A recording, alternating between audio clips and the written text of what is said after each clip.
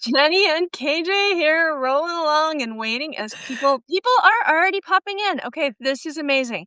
So we are in the midst of our big blueprint sprint.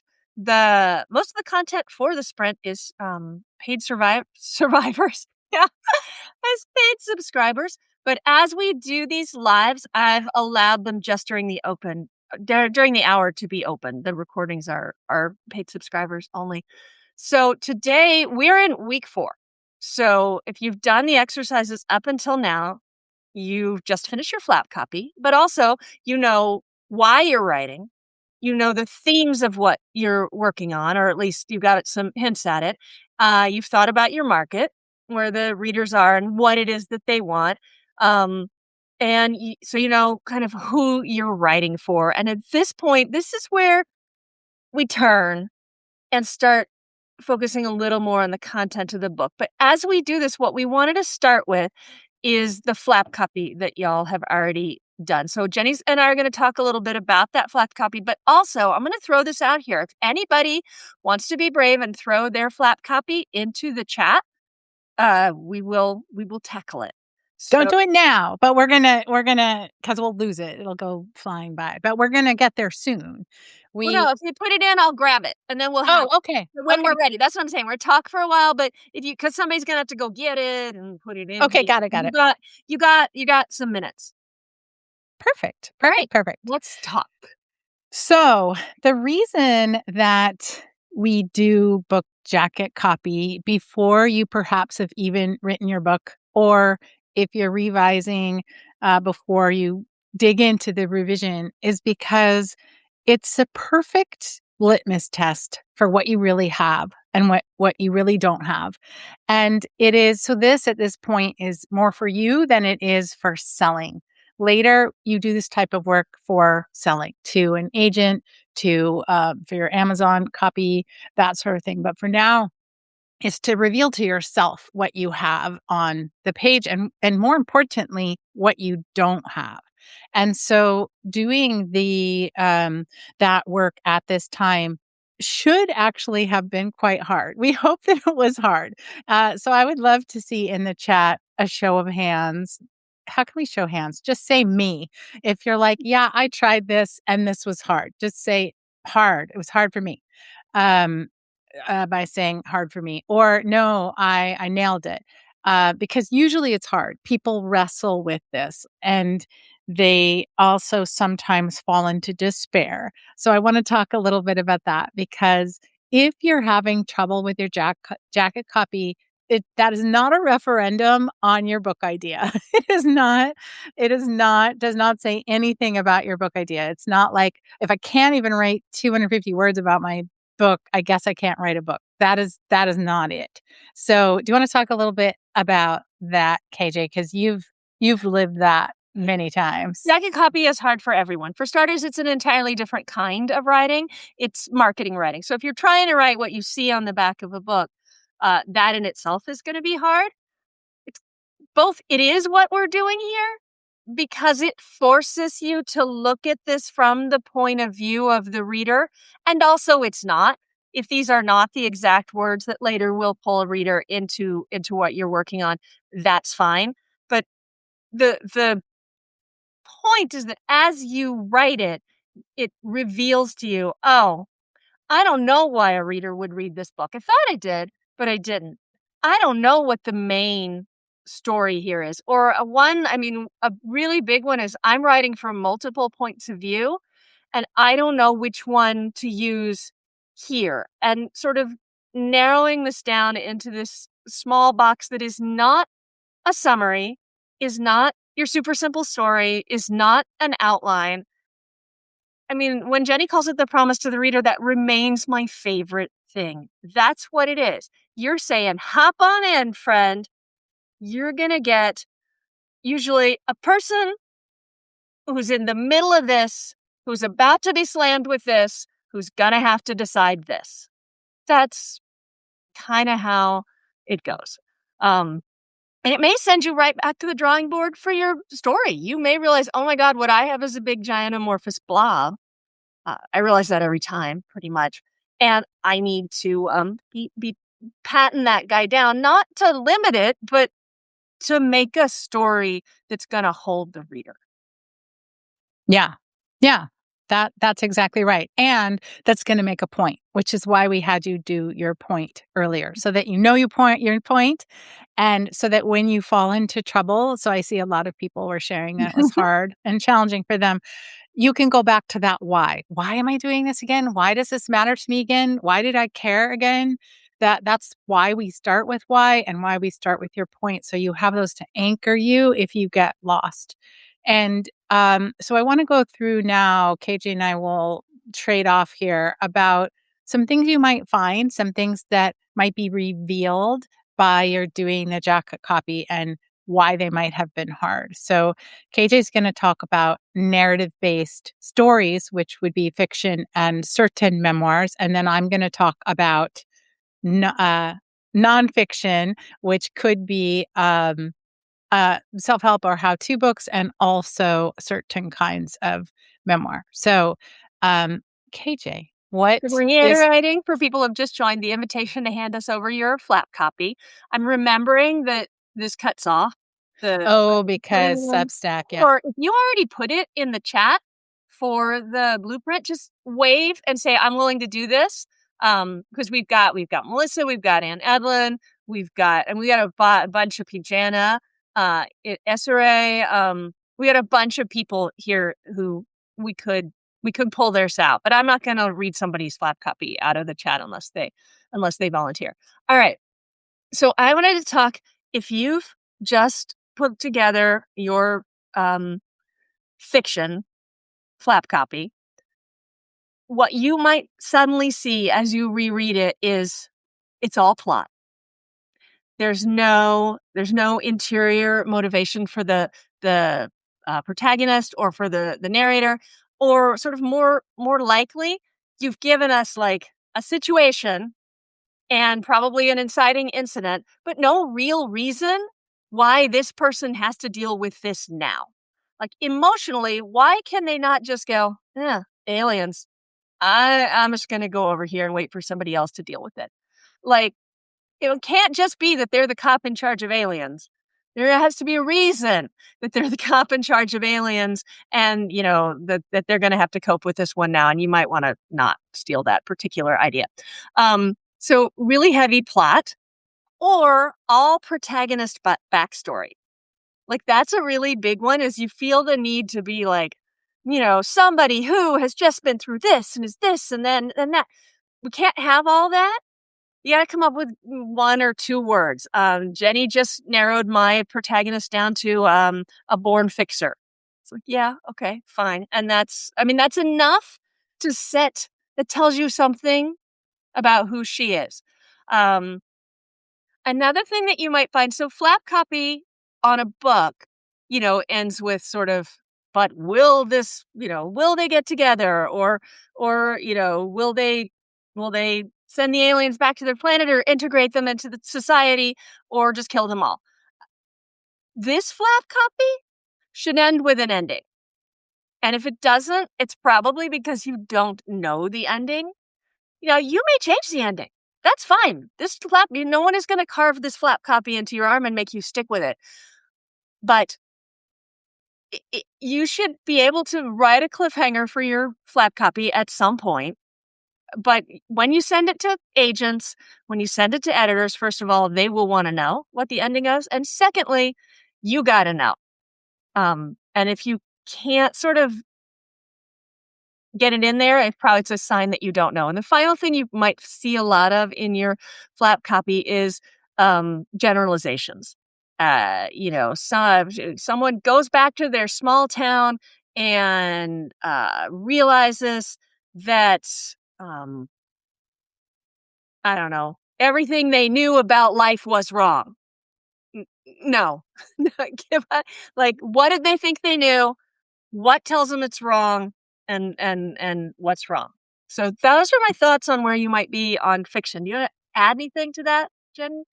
Yeah, I'm pulling people's Melissa? things, Yep. out of the Oh, chat, so you ooh, can forget too. All right. Yeah, and also Omri has some, but I couldn't find theirs. So you could work on that whilst I talk about, nonfiction. So the thing that the book jacket will often reveal for a nonfiction writer that's an if you're writing memoir, what everything KJ said also holds really true. It's just that the difference between writing fiction and memoir is that in fiction, you have the entire universe of imagined ideas to pull from. And in memoir, you have what actually happened in your life to pull from. But you're doing the same kind of work and you are the protagonist of your own story. When you're writing nonfiction, the reader is the person who's going to go through some arc of change. You think of them as starting in one place. They know something, but they want to learn something new, or they want to challenge themselves to understand something differently, or they want to build some sort of knowledge or some sort of muscle in some way. So they start off in one place and they end up in another. So for nonfiction, that arc of change or that transformation happens in the reader. And usually what the book jacket reveals for nonfiction writers is way too many ideas. Everything in the kitchen sink, everything that you ever thought, everything that you believe, all the things are all crammed in there. And there's no sense of authority over the material, no sense of this is what I want you to know. And this is who you are, reader, and where I'm meeting you. So if your jacket copy feels fuzzy or generic, or it sounds like every other thing out there. Like I get a lot of inquiries from people writing books about leadership. And it's like, okay, what kind of leadership? Who are we talking to? Who is the ideal reader? What do they know? What are they struggling with? What do they need? What sort of a journey are you going to take them on? So questions of authority. And this actually has a lot to do whether you're writing fiction, memoir, or nonfiction. This idea of claiming your authority over the story, over the idea, over the writing itself. This is what writing big means, is embracing what you really want to say and not hedging your bets. When we give specific advice on jacket copy, often the thing that we'll say is something like, this feels bloodless or vague or generic, or we're not sure why we should care. We're not sure where you stand on this. We're looking for, no matter what you're writing, we're looking for you to rise up and claim what you actually believe. And the more and more I coach writers, the more I come to believe that this is why it's so hard. It's actually really hard to know what you believe and to separate it out from what your family believes, what your culture believes, what you're told to believe, what school taught you to believe, what is safe to believe, and knowing what you actually think and want to say and that point you want to make. That's why the point is number 2 in the blueprint. Why are you doing this? What is your point? Because if you don't have those things, you can't write good jacket copy. So if you're struggling on nonfiction, I would absolutely go back to your why and see what is the most passionate part of that. So when we have something that feels generic or bloodless or could be like anything else or doesn't feel distinct, we need to go look at, what do you care about? Why do you care about this? Why do you want to write about this? What do you believe about it? So it's that stepping up and claiming your voice and your passion and your power that we're looking for in that jacket copy. And as we go into this coming week's assignment, you're going to see how that will be married to structural decisions and the arc of change. That's what this transformation you're leading people through, that's going to be locked in by the structure that you choose to put around this topic. In a nonfiction book proposal, you want some sense of what that structure is going to be. So if you're struggling with your nonfiction book jacket copy, it may well be that this coming week is what will solve part of your confusion. So, are there any questions about any of the things that we just said before we get into looking at some specific versions of jacket copy? Does anyone Did we say anything that you're like, "I don't know what you're talking about," or could you say that in plain English, or, you know, you don't understand? I would love to hear in the chat if anybody has questions along those lines, and also if anybody wants to say more about what was hard. I'm always really interested in, the hard parts, why things are hard and what is hard about it. Okay, so, um So I wanted to add that this is often a real invitation to return to your theme or your point. Um, if what you have is sort of a generic person who's doing a thing, even that if that thing is really interesting and exciting, I mean, to go back to my cop who's got aliens who've just landed in their field, um, the question of why have you chosen this person? Why have you created this cop character? Why have you put them in this situation? That's your point. Whatever that is, if you have a mom who's run away from her family because all she's ever wanted to do is go to a Noah Khan concert and she's never been to a concert. I, why does that speak to you? Why th- anyway, that's probably maybe what's getting in your way is that you didn't nail down that why. Okay, so it is hard because you don't want to reveal too much to spoil the ending. Um, but like I said, at this point, you can spoil the ending. Like you're okay with that because you are gonna need a version of this that spoils the ending if you begin querying. So just go with it. Should we do one? Yeah, I wanna start with, Pick one. Jana's, Okay. if that's okay. So, um, Jana shares in her why, that she's a writer and a school bus driver, which is important to this story. So I'm gonna read the jacket copy, and, KJ will do this sort of like our first page our first pages. I'll read it, and you'll react, and Okay. we'll see how that goes. Okay, ready? Here we Mhm. go. Like many small towns in the Pacific Northwest, Ample Island has bucolic vistas, a one street downtown, and split opinions on things like rainbow flags and trans anything. But the only trans thing single dad and school bus driver Edwin Stoop Manning cares about is the transportation department, the annual school bus rodeo with its precision maneuvers and hefty cash prize. By the way, you had me at school bus rodeo. Uh-huh. When Stoop learns that his own Title. teen is secretly using they them pronouns at school, Stoop is yanked into the community debate, floored and fuming. What happened to his pigtailed little fishing buddy, and what are they teaching at that high school anyway? When Stoop is transferred to the special ed bus with Meg Murray, a para-educator as woke as Stoop is asleep at the parenting wheel, Stoop's rodeo dreams screech to a halt. How can he master the maneuvers of the big bus when he's trapped in political correctness on the short bus? As the year rolls on, Stoop's teen goes from in to out. The community clashes over school bathroom policy, and Stoop, debt ridden, pulls out all the stops to win the rodeo.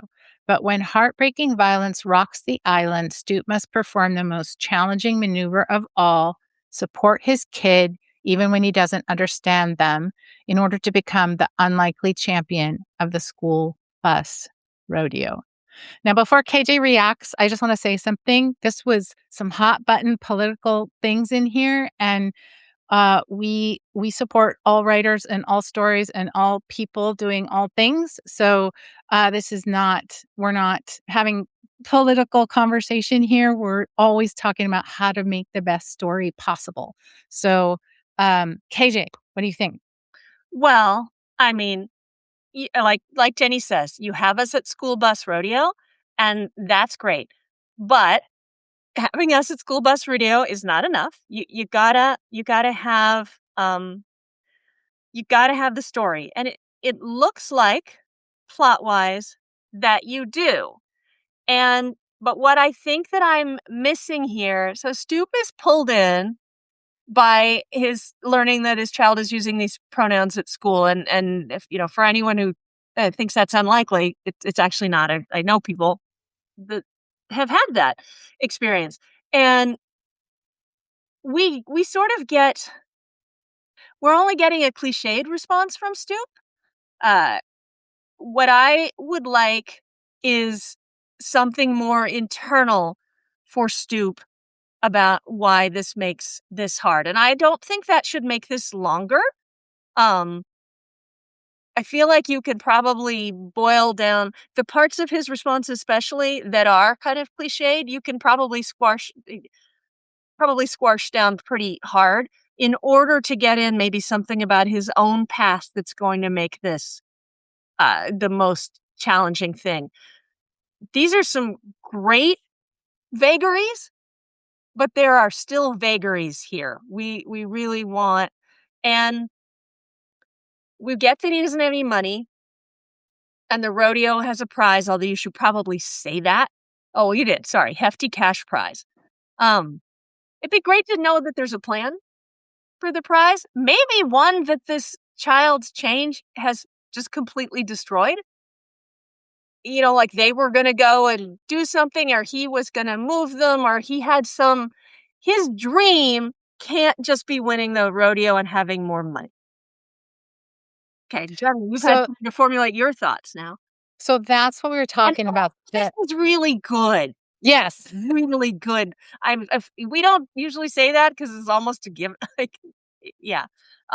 It's good stuff here. And the names and the people and the action and the competition, those are all gold. And even the writing, like the most challenging maneuver of all. Come on. That's so great. So some great writing, a great setup, really interesting idea of the rodeo. Yeah, so much is good here. And this is exactly what we were talking about, that it's the plot.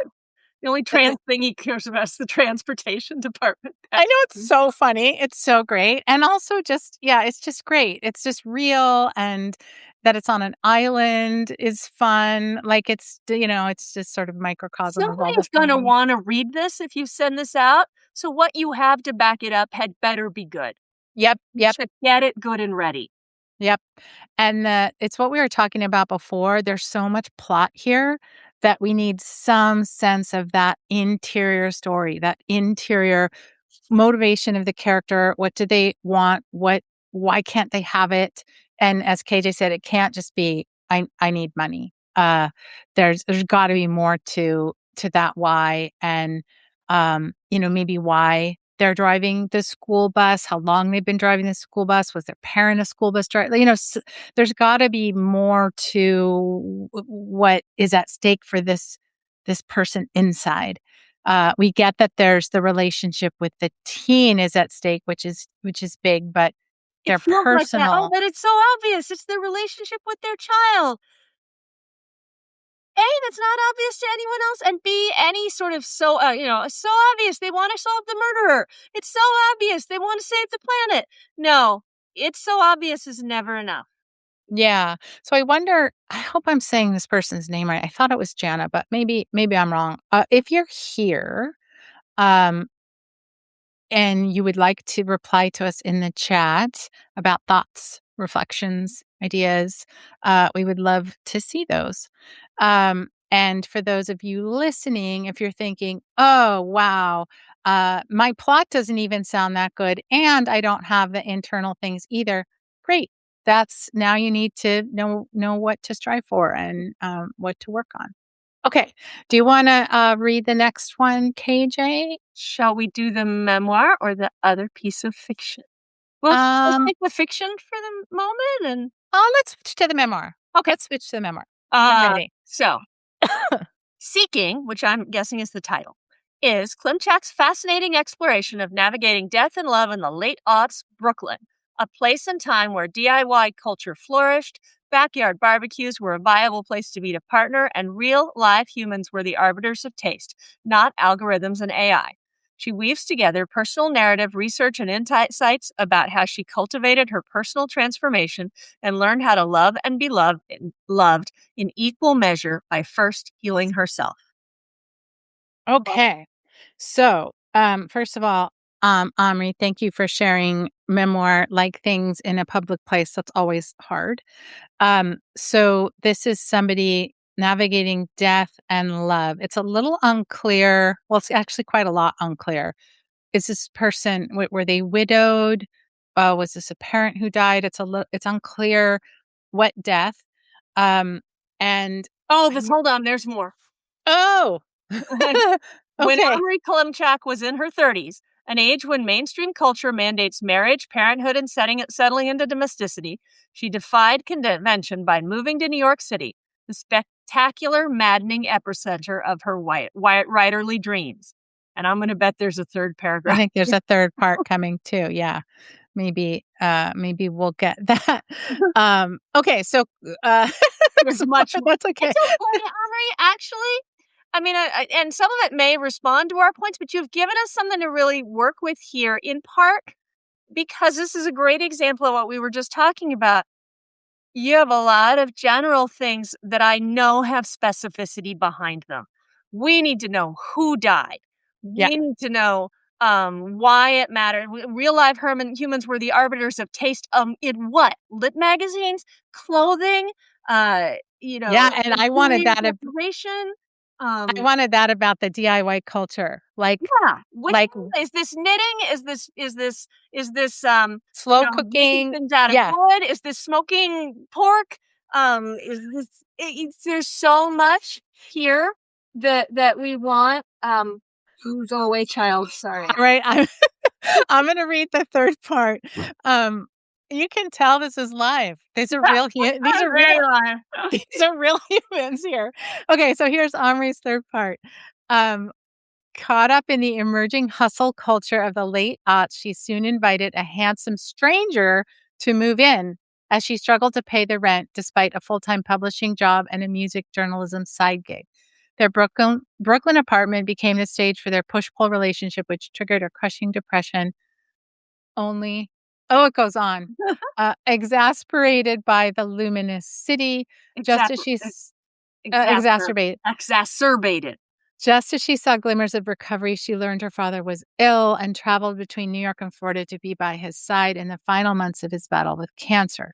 Jolted into action by his death, she excavated the underlying causes of her struggle with depression and anxiety, her childhood trauma rooted in her mother's alcoholism, via therapy, meditation, research, and writing. Along the way, she reluctantly discovered that the only way out of her grief was to embrace the finitude of life.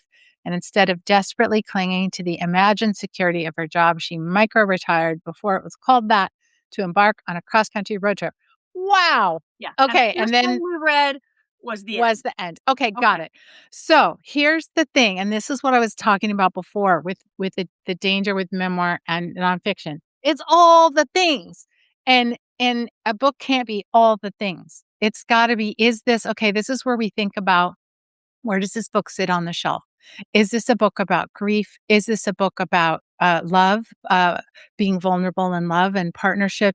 Is this a book about trying to make it as a writer? Is this a book about reconciling ourselves with who our parents are? It could, all these things could be in it, but it's got to be about one thing. It's I had to take so many breaths when I was even reading, like alcoholism, therapy, childhood trauma, all the things. And as KJ was saying, if you were to send, I know that's not what we're doing right now. We're developing a story, but if you were to send this out to any agent or editor, it would be such a fast and hard no, because the hard work of what is this story? Who is it for? Um, AJ Harper, who wrote the book Write a Must Read, it's a great book, says a book is not about something, it's for someone. So who is this book for? What do you want your ideal reader to take, to know, to understand? What one thing do you want to write about? So I would go, it is wonderful. There's so much in here. I can tell there's a cleverness, there's a real sense of the moment, like the cultural moment, and grappling with these things. And like I said at the very beginning, being willing to be vulnerable in public with them. So, Well, and I so just want to pull out Probably. I mean, and this is going to depend. Again, this goes back to what's your point? Why are you doing this? But the thing that made me go, wait, what? Was invited a handsome stranger to move in because it Same. sounds like a rom-com. And then it's a push-pull relationship. And then it doesn't, maybe it has a happy ending. I'm guessing it doesn't based on this. That's kind of what I want to hear is like what drives someone to do that, and then what do they do when that is crushing. I mean, that would be one memoir that I would want to read that then might have all of that other stuff in it. It's also a more unusual, and again, as an editor who dealt with this stuff all the time, everybody's parents die. Mine, yours, everybody, and as a result, to be able to write a memoir about it has to be really special. There has to be really something there. And I think there probably is. Like, this is cool. The DIY thing, the bringing the stranger in, the way their shedding of the life that the parents were living. There's a lot here. You gotta pick your lane and not in the bad way so that the readers will go with you to hear about the rest of the stuff. Yeah. So that's the trouble with memoir is that we're sitting here sort of callously saying, forget this death or that depression or that whatever and choose your lane. What's hard about memoir is that this is your life and you lived it and it was all awful and hard and maybe still is. And you're trying to make sense of it for yourself and for the reader. That's why memoir is so hard and why it requires this work. So, Amory, I hope you're still here and I hope you're still listening. And I hope you forgive us for reading your book jacket totally out of order and piecing it together as we went. But what I would suggest for you is really thinking. So here's the exercise. And this is true for anybody listening who's struggling, is really sit and think, okay, my book is out. My book has been published. People are reviewing it. I'm being invited on podcasts. I'm being invited on stages. I'm being invited into cool spaces to talk about this story. What are we talking about? What is the conversation? Who has come? Who is that book for? Who's showing up, on a Wednesday night in Brooklyn in the middle of winter, putting on their boots and their coat and coming out to some space to hear me talk. Why are they coming? What do they need? What are we talking about? And that is the exercise. If you can see that, if you can really sit with that and make yourself choose, because the answer can't be, well, all the people, as KJ said, all the people who've lost parents and who are anxious and depressed and want to be, craftspeople in a technological world. Like, it can't be that. It's got to be really specific. So that's what I would do, is sit with that and then go back in and make yourself be really specific and make yourself choose and do another iteration. That's what I would Okay, suggest. it was the title of the book, Write a Must Read, Jenny?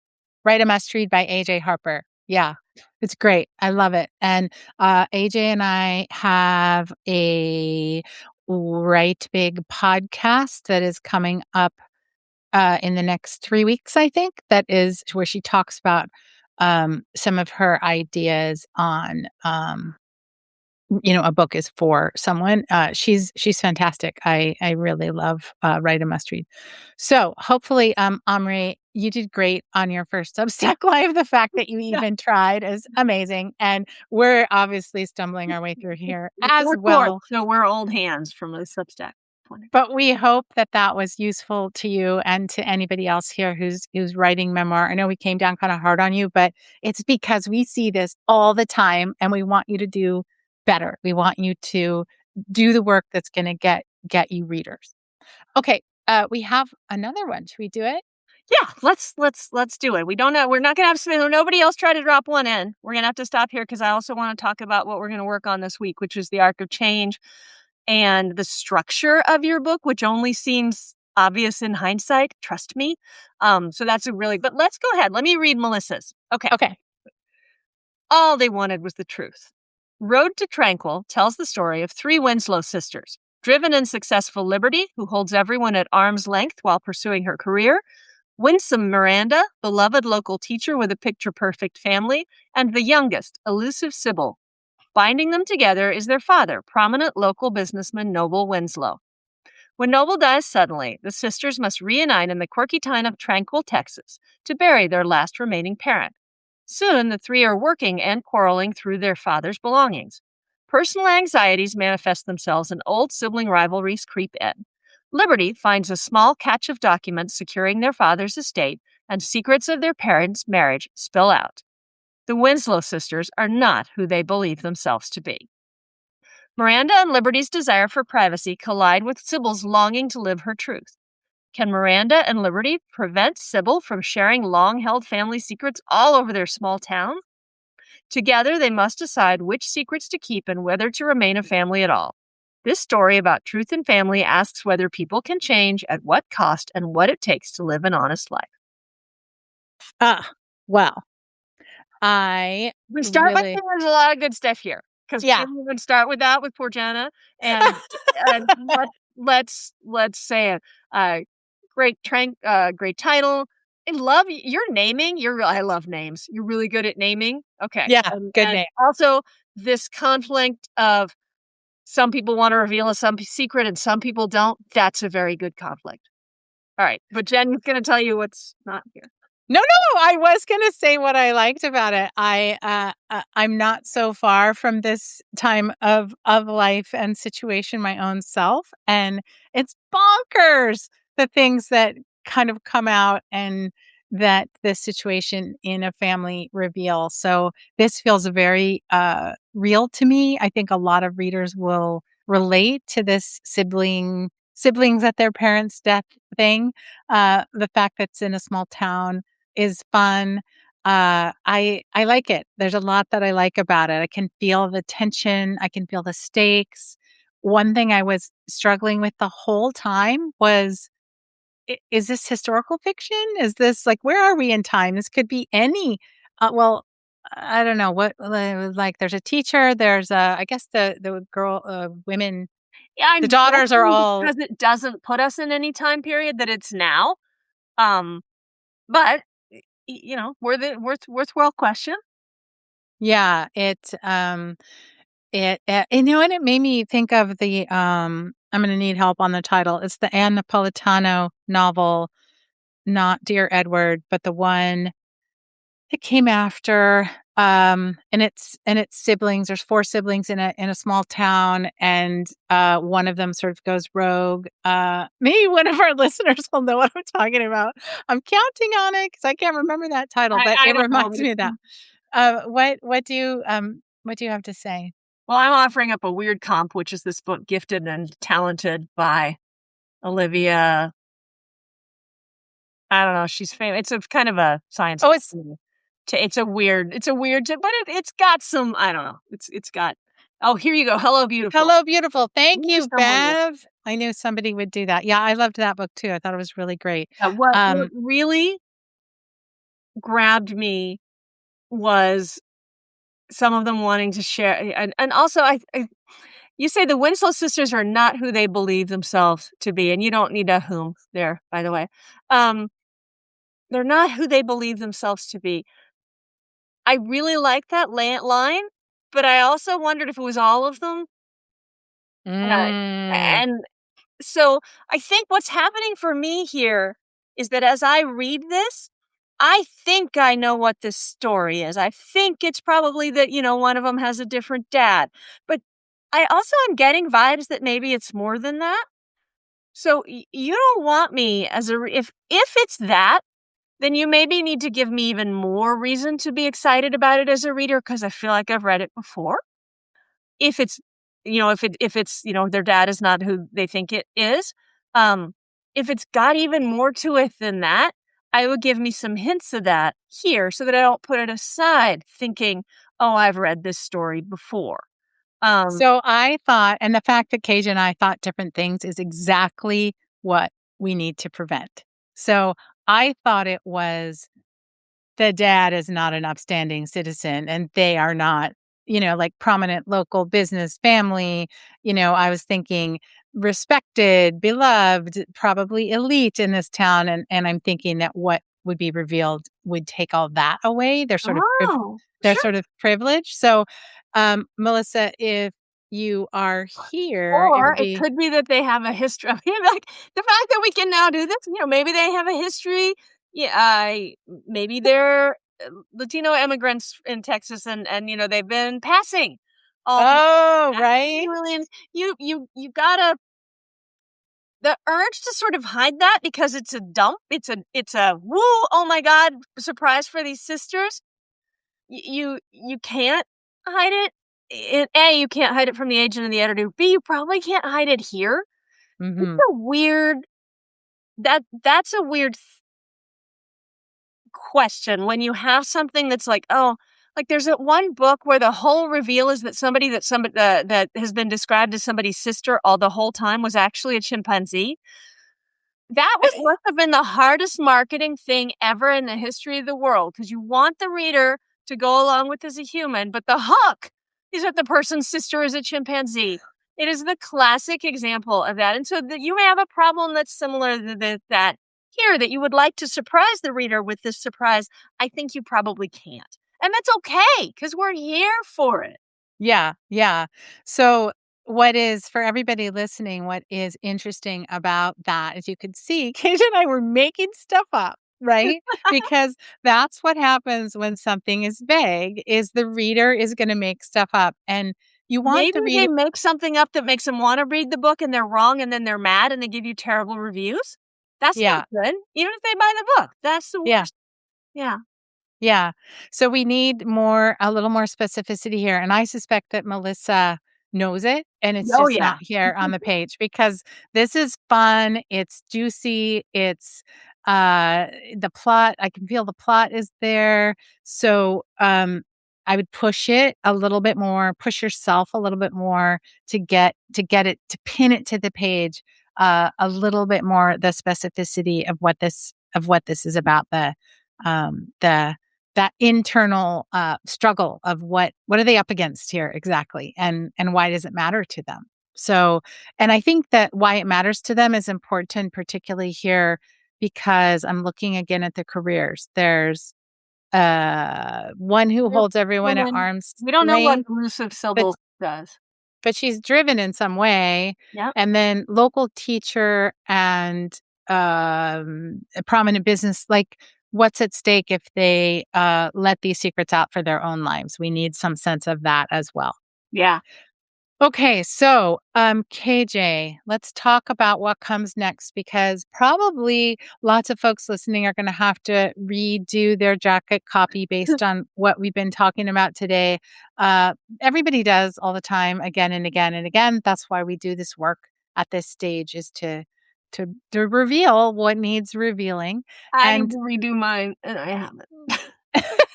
and what comes next is looking at the structure of the work and pinning down the arc of change that the character goes through, either the protagonist of the fiction or memoir or the reader in nonfiction. And so we're going to talk a little bit about how that's going to go. And the way the blueprint is structured is every step is another layer, and when you've really got it right, the layers just kind of flow all together. Here's my why, here's my point, here's my super simple story, here's my jacket company. Like it just sort of flows.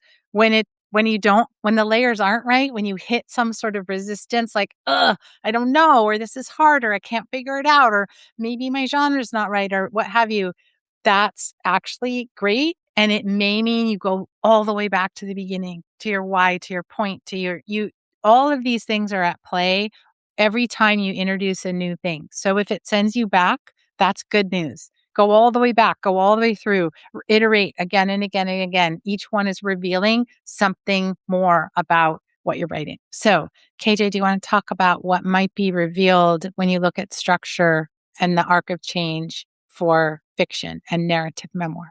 Well, something that's really important in both memoir and uh, fiction, and to some degree, depending on the narrative nonfiction and depending on what you're doing, it's a similar question, the question of how you're going to structure it. So I'm going to leave narrative nonfiction to the side for a second, but for fiction and for memoir, the question is, where are you standing in time, or where is the protagonist standing in time? For fiction, we often have a protagonist who's essentially telling a story as it happens. Even if they're using third person past, they're still telling it as it happens. That is more of a grammatical choice than it is, and it's also more of a style, like fashion. It's almost a fashion choice there. Right now, third person present is very much in the way of in vogue. Third person past has been more common in the past. It'll continue to change. It doesn't make a lot of difference. First person, third person, that also, it's a choice, and it's an important choice. But the question of, are they telling this story as someone who's finished it and is learned, even in fiction, that's a different story. Even if you don't ever put a structure, you might put a structure on it that shows that, you know? And you might, like, I read something once, and honestly, the only reason I stuck with it was that the first line of the book was, if Bartleby hadn't been such a dumb dog, we both never would have survived. So, A, I know they're looking at it. B, I know the dog survives, which is deeply important to me as I read a book. So, but and then the book went on to be written not as though, but you might also put a structure on something where it's like, I'm going to tell you a story and there's a reason. Or even, I'm an unknown narrator telling a story of other people, and then I turn out to be one of the people. Those are possible structures that you could put on. And even in memoir, Eat, Pray, Love is a memoir written from the ground up. Like I don't know that she wrote it at the time. I don't, but it's written as she experiences it. Much of memoir is written, and yet Eat, Pray, Love has a message, and she has a point. So clearly she's done. You can't write a memoir as you're experiencing it. That's not a memoir. That's a letter to your therapist. But she doesn't write it that way. She lets you experience it with her. Whereas a lot of memoir is written more from the perspective of, this is a thing that happens to me. So this is what I'm getting at here in terms of, and that book is going to affect your structure and how you demonstrate the arc of change. I kind of jumped ahead to structure with that, but well, they're related, right? So we've talked a couple of times in these lives about the hot debut, The Correspondent, and what's interesting about the structure of that novel is how long it takes the narrator to reveal who she's writing the secret letter to, and there is some um, pleasure or interest in the reader discerning who that is. Some conversations I've had with people is like, did you know, or when did you know, or, that sort of thing. The writer has to know. The writer has to know is that's a structural decision about where in time we are meeting this character and where that arc of change is happening and going. So pinning it down can change everything. If that had been revealed in the very beginning or at the very end, it would have been a really different kind of book. So understanding I think of structure as a really physical thing. I think of it as, you've got this lump of clay and you're manipulating the clay. And is it going to be a teapot, or is it going to be a squat bowl, or is it going to be a tall vase? Like what is this going to be? And the reason I love the blueprint is that it allows you to play around with that. It's like, oh, let me try this. Let me try that. Let me try the other. Oh, that doesn't work. Oh, if I do this, especially with fiction, my point of view character couldn't narrate that scene, and that's a critical scene. I guess that means I have to have a different narrator, or maybe I have to change that scene, or maybe the story's not about who I think it's about, right? It's this flexible nature of what we're doing. And on the nonfiction side, structure can make or break the book for sure. The shape of that content and how it's going to be arranged and where you're going to meet that reader. Do they already know something and you're building on that? Do they know nothing and you're taking them through this larger arc of change? Is it going to be, oh gosh, I wrestled with this so much with the Right Big Book that I'm writing. Was it going to be unfold over a period of 30 days? Was it going to unfold over a period of 1 week? Was it going to be numbered? Was it going to be, like what is the shape of this, the quality of this material going to be? And so when I say it's really physical, I often think of making a container and then pouring the material into it. So you have to think about the container, and a container has edges. It has a shape. It has a certain way that it feels. And that's why I think of this work in this next step as really physical. And there's a rigidity that we see in writers that is it's actually one of the red flags for me. If I see somebody holding on so tight to what they have that they're not willing to even think about it. What would it be like if it was this? What would it be like if it was that? How would it work in this other way? That kind of testing and iteration and flexibility is really important to getting the content right. And in nonfiction, that playing around is certainly where you end up landing on something that just feels like, yes, this is it. This is how it's going to be. This structure serves my story. And the same is going to be true. You'll feel it lock in fiction and memoir. Like this structure works. It serves my story. Because a thing we want to remember always is that no matter what you're writing, you're designing the experience for the reader. You are in charge of what that reader is going to feel, what they're going to how they're going to move through that content. That's the work that we're doing here. So in these upcoming exercises, that's what we wish for you to do. And if it means trying on 5 or 10 or 12 different kinds of structures with your content, great, do it. See which Yeah. one fits, see Yeah. which one works. For the book set in Tranquil, maybe that revelation of whatever the historic event is that's going to destroy them, maybe we actually see that in real time. Maybe we go back in time and we see it narrated. So maybe we know something about it that the protagonists don't.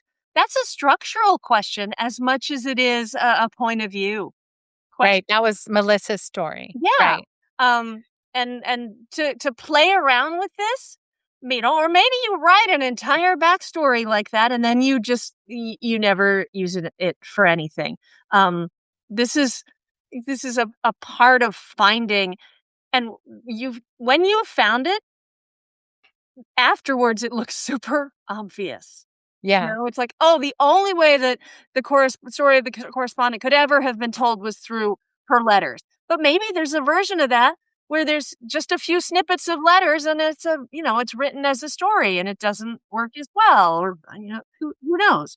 But So of the other jackets that we looked at, the bus driver story, for example, could start with that bus driver seeing an email or a flyer for the school bus rodeo, or it could start, in a million different places. So what the exact moment you enter that story, what is the before of that story, the before that some people call it the inciting incident happens, but where we enter, and it has very much to do with where we're going to go. So this idea that the beginning and the end are intimately connected. And if they're not, something's off. They have to be. The If you're having trouble with the end and struggling with, well, I don't know how to end it, or I don't know how to choose it, or I can't picture where it goes, that is a problem with the beginning. So this next week will reveal those issues to you and give you the opportunity to fix them. there we go. It's a nice way to look at it. Yeah, this is all about the opportunity to fix it. And as frustrating as all of this stuff is, it is not nearly as frustrating as writing the entirety of the correspondent not in letters and then having to go back which for all I know, she did. I don't, but she probably did. But that's why that's why you do these things. It's not going to save you from writing the wrong, but it'll shorten the process. Indeed. So we have 5 minutes, Mhm. or 4 minutes and some seconds. No, exactly 5. If anybody has any Not on my questions. watch, but okay. Oh, well, there's a little ticking clock at the very top Hmm. of our live. All right, we're going to 60 minutes. You're right. We can get to 60 minutes. Does anybody have any questions? Does anybody have any questions? Comments? Thoughts? Concerns? Debates? Moons. Anything. It's I've been thinking about this as, this it's you started with the little core of a story and you're pulling it and you're opening it and you're inflating it and you're inflating it. And if you don't listen to yourself at a point where you're trying to push it out a little further, that part of it is going to implode. I described it as a bubble in the email that went out to everyone earlier today. You want to create a bubble that is strong enough to hold your reader within your story or your, nonfiction argument or your nonfiction, the things that you're trying to show them. Oh, thank you, Misha. But what you're doing here is you're making that bubble strong enough that it doesn't pop while they're reading. I have read books where afterwards, like a week afterwards, all of a sudden you're like, "Wait a minute, yeah, that happens to me sometimes too. hold on, that wouldn't have." But you know what? It didn't happen while I was reading. That's what we don't want your people to have that wait a minute either. But we've all read thrillers where like you're all in there, and all of a sudden a week later you're like, but then you give it to a friend anyway, and you're like, "Hey, okay, so the ending, okay, I'm not dumb. But also you're really gonna have a good time." So Yeah, yeah. The experience, this is actually one of the things that, I think you're so good at, KJ, in your if you're not following KJ's hashtag am reading Substack, you really should, because the way KJ talks about books is very unlike most reviewers, where she really talks about the experience of reading that book, the experience of being in that book. Like, if you're looking for this experience, this is what that book will give you, or if you're looking for that experience, this is what that book will give you. And that, I just love that way of looking at books, because that's how we read, that's how we experience them. And that's why we tell other people to read them, is this is going to rock your world, or this is going to blow your mind, or this is going to, be a great book to read on an airplane, or, whatever the thing is. So, um, Jana, I'm glad that the blueprint is working for you. I'm glad that these lives are helping you all. We're winging it here, so so we are glad that you're all showing up and winging it with you. Um, and I will answer this one last question while KJ puts in the things in the chat. Uh, Kalyani, your story could go in multiple directions. Any advice on how to pin down the right direction? Yes. Go back to your why, go back to your point, and then pick the direction that is going to best prove those things or support those things or showcase those things. And there's an exercise in the actual blueprint book, I believe, the blueprint for a book, the one about a novel, where you do 3 different iterations of your book jacket copy. You do it by a timer, and then you choose the one that you like the best at the end. I would, no, I I think would. you do the opening and the ending. Is that what you do? Yeah, Oh yeah. that's what Okay. you do. So 3 different, so that's perfect if you can go in multiple directions, is 3 different opening scenes, 3 And different the ending ending, scenes yeah. that that That are connected. Yeah. yeah, which one says it's all about what you want the reader to come away with. That's Yeah. I did this once, for a book I was writing, by the way. Did the 3 exactly what you just described. I forgot what it was. It was the beginning and the end, the 3 different iterations. And the 3rd one, I started to cry. It's like, "Oh, hey, guess it's that." yeah, that's just that. So, all right, we're gonna go, but, Yeah, use thanks the everybody.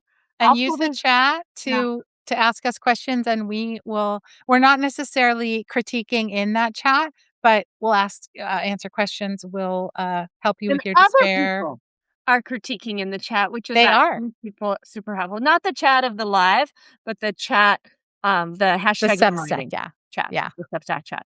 Which, we just all have to learn to do because this is our world now. Okay, kids, thanks. I gotta turn this off. All right. Bye. Bye.